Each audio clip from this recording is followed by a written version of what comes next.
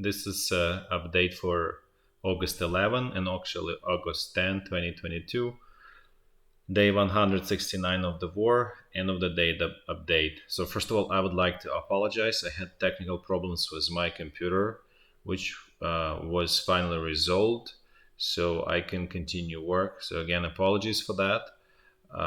Now let's actually jump to the frontline situation just to catch up, and then tomorrow and in the following days I'll be adding sort of general and strategic discussion to our sort of call it conversations that we're having online over the videos. So let's first of all, in terms of HIMARS attacks, there was attack on August 11, the last one. It did not sort of create huge change in terms of actually destroying completely the bridge near the dam. So not near the dam, but basically the dam is kind of like split into two halves, right? So the actual dam, and then there is bridge over the channel that's next to the river that allows ships to go up and down. So there was attack. There is a damage, but it's still possible. So based on the picture that we see, it's still possible, and so to extent it's still functioning. So at this point, the truly ones that are taking out more or less is this Antonivsky bridge over Dnipro in Kherson, and then bridge over Ingolets in Darivka, in the village Darivka. So those two.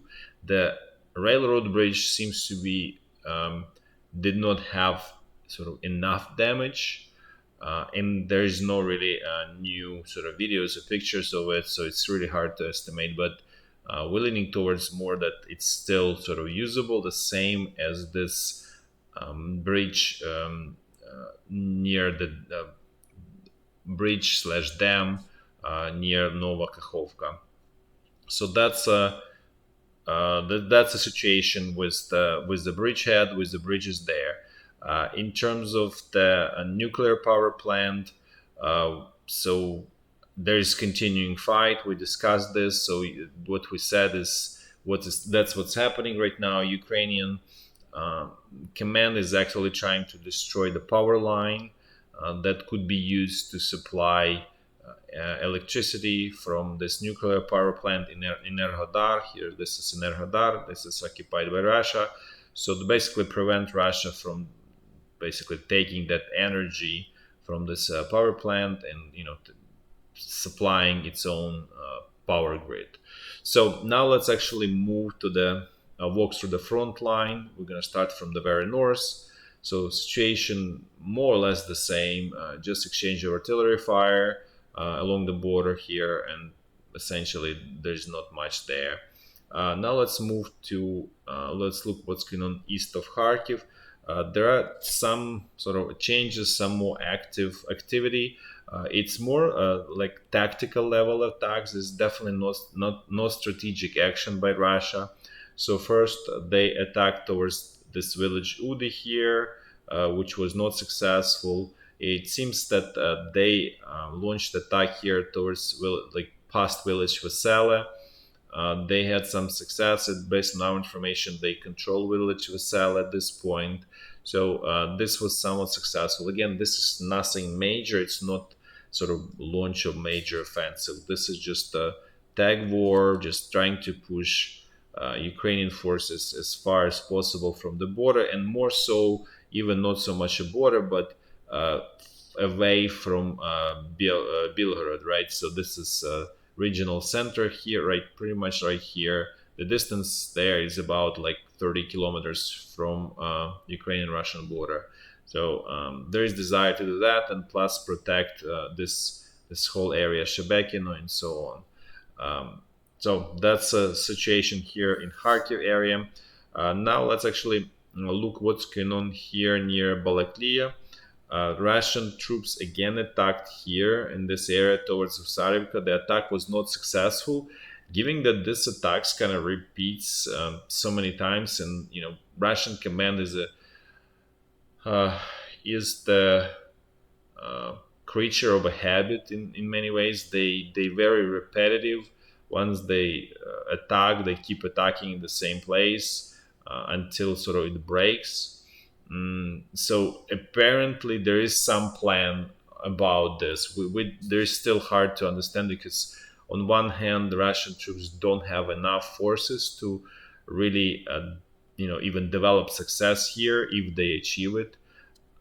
And at the same time, they keep hitting in the same area. So we'll see what sort of happens in the future. There's apparently some kind of plan um, behind it, because before we saw this as just a distraction attack, and however the stubbornness of this attacks kind of makes us think that there's something more to it than just a distraction attack. But it remains to be seen. We'll sort of pay attention to what's going on there. Next, there was much more activity on Izyum bridgehead. Well, I would say much more, actually, really attack from Velyka Novosilka towards south, because before it was pretty much dead here. So that was some activity there. Maybe it's correlated with the attack from Balaklia to Husarivka. Really, this is something that we really not clear what's really happening there.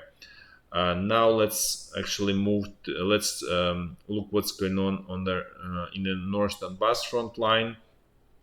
So it seems that first of all, Russian attack bogged down. Really, there was not much progress in Soledar or Bakhmutsk or Bakhmut itself. So essentially, the Russian forces more or less sort of stuck there, stalled. So as a result of that, Russian command is trying to kind of like actively seeking for weak points in Ukrainian defenses. So you can see they renewed the attack toward at Grigorivka here, then Verkhnyo-Kamensk, Ivanodarivka, all of the Spirny area. So basically, they probing, they're trying to. Basically, it's kind of like you don't have creative ideas what to do, so you're just kind of trying everything to figure out what may work. Just kind of just trying to do many sort of trials in the hope that something will work. So this kind of gives us feel of that type of activity. As we discussed, the Russian troops are exhausted at this point in terms of their manpower, right? They're not exhausted equipment wise at all. They sort of in good shape, let's put this way. And even this Bakhmut is actually, by the way, is also attacked by Wagner mercenaries. So apparently, there's just general exhaustion, even including Wagner mercenaries. This is obviously just hypothesis. We're not saying that we know that for sure, but basically, based on this past few days and even probably more like 3 days of action and really no successes, the troops are stuck. It really kind of makes us think that the Russian side is coming closer and closer to this situation that we were sort of expecting a long time ago, where they need more troops, they need some kind of mobilization and sort of stealth mobilization that they're trying to do by kind of like forcing each region to provide battalion to Russian troops. In our opinion, is not working and will not work, because that they essentially creating sort of equivalent of Ukrainian militia, which sort of worked in a critical time. But the way warfare right now is, it's not a place for militia, basically, by any means. This is you really need to integrate them in regular military units, and you cannot do it just if you pull those people from civilian life and in a week or two you throw them in the battle, it's just going to be total cannon fodder basically out of them. Now let's move a little bit south. So here attacks also going on in the same area, Vershina, Zaitseva. The new actually area attack is towards this village Dacha here, but it makes sense. It potentially creating opportunity for another salient here, and then squeeze the supply line and force the withdrawal. So very typical Russian tactic that we've seen time and tide that they try. They're not always successful, but they always try it, and it is sort of reasonable tactic. That's probably better than frontal attacks. Now let's move and see what's going on west of Donetsk. Situation here is again as well bogged down, stalled. This whole offensive is stuck at this point. Russian troops are, especially in Pisky, they actively using all sorts of artillery, including thermobaric weapons to destroy Ukrainian defenses. So remains to be seen. What we do also know that Ukrainian 56th Brigade is suffering very heavy casualties, very, very, really, literally bleeding white. So it's unclear to us if how long and if it can sort of sustain that rate of losses. So basically, right now it's really kind of fight of Russian artillery and rockets versus Ukrainian infantry. Essentially, Russian infantry is kind of like not participating in this fight at this point. So, as we discussed before, Ukrainian command does not have uh, sort of effective answer to this Russian strategy at this point. The other area where Russian troops tried to attack is also Pavlivka. They attacked here in the past, like let's say 10 days, also a couple times. So this is potentially also probing for Ukrainian weaknesses in this area. But otherwise, situation is stable for now. The key word here is for now. We don't think that Ukrainian troops can sort of stand the ground for long. Basically, it's a very slow retreat, essentially, by Ukrainian troops, where you exchange soldiers' lives for time and for time, essentially. Now let's move. West. Actually, let's see what's going on at Zaporizhia front line. Here, everything is totally frozen. No changes for many months at this point. Now let's actually jump to the last section of the front, Kherson bridgehead. So here situation is also stable, nor any even like tactical level attacks, just exchange of artillery fire. So for now, both sides kind of like, I guess, thinking and trying to figure out what to do, because Russian troops tried to attack, if you remember, towards Mykolaiv, but towards Pervomaisk, but basically the goal is next West Mykolaiv.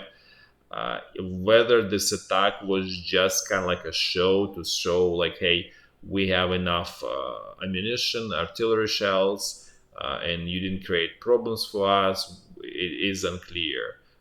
We kind of siding with the view that that's possible, like that's possibly what it is. Again, to recap, so this Antonivsky bridge is essentially not usable. None of them is fully destroyed. They damaged severely enough not to sort of pass any heavy equipment through them. So the Antonivsky bridge is kind of out temporarily. Then this bridge here over in Hulets River by village Darivka is also out. This dam / bridge here, they still functioning. So this is not out. So this is large supply line, a logistical kind of like artery for the Russian troops in this section. And here they use pontoon bridge, and then there are some ferries here over Dnipro River. Plus, the status of this railroad bridge here is unclear. We believe that it probably could have been repaired, and while it's not, your road bridge, it's still, you can still use obviously train, and train is excellent to transfer artillery shells, ammunition essentially, and fuel as well. So while the logistics here somewhat sort of damaged, it's not damaged enough to create difficult situation for the Russian command yet. We're pretty sure that Ukrainian command will continue, doing that. And as we mentioned before, this is going to be death by sort of 1,000 cuts, or maybe million cuts. It's going to be just very slow, drawn out fight here. It's not going to be anything fast. Okay, again, thanks again. Sorry for this sort of problems with technology. Will be better next time. And then till tomorrow. Thanks again. Bye bye.